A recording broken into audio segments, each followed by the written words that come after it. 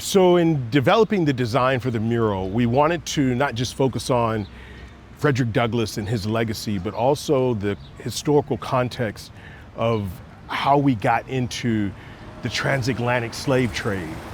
And that is the image on the far end. It's an aerial view of a slice over of one of the ships that carried the millions of Africans that arrived in the Americas through the transatlantic slave trade.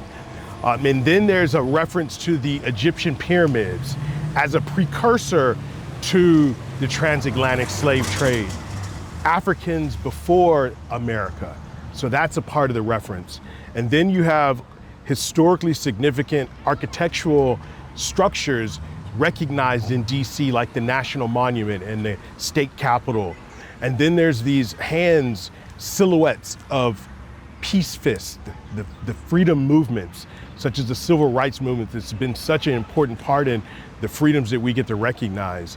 And then as we move further into the design, you see this anchor text that speaks to one of his quotes, "The truth is proper and beautiful in all places at all times."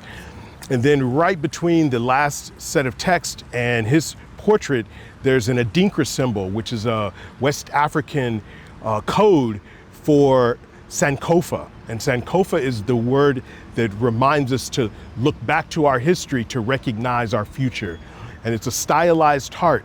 It also comes in the form of a bird reaching back to fetch an egg off of its back.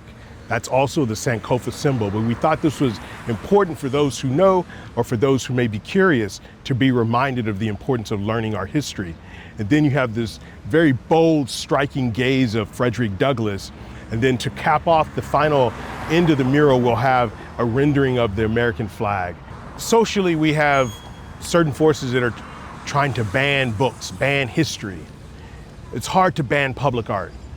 When you put a message on Main Street, on a major intersection with a bus stop and transitway and school, people having business interactions, no matter who you are, you get exposure and access to that message.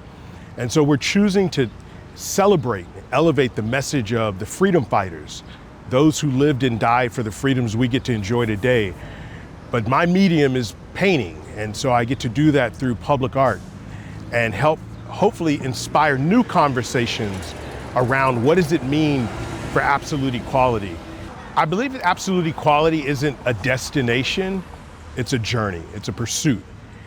And it's manifested in the collaboration of people coming from different backgrounds, different perspectives, different realities, but sharing space together, despite the differences.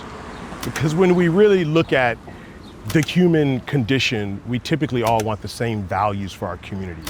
Safe place to go to school, good education, opportunities to work, clean water, clean food, a shelter over our heads. It's just the degree in which that comes in comfort and abundance, but we all want the same thing. So I think we tend to get caught in our differences, not recognizing that we're more the same than we are different. And that's what the pursuit of absolute equality is about, is recognizing our differences, but celebrating them as a union, as a strengthening force, than as a force for division. That's my pursuit of absolute equality.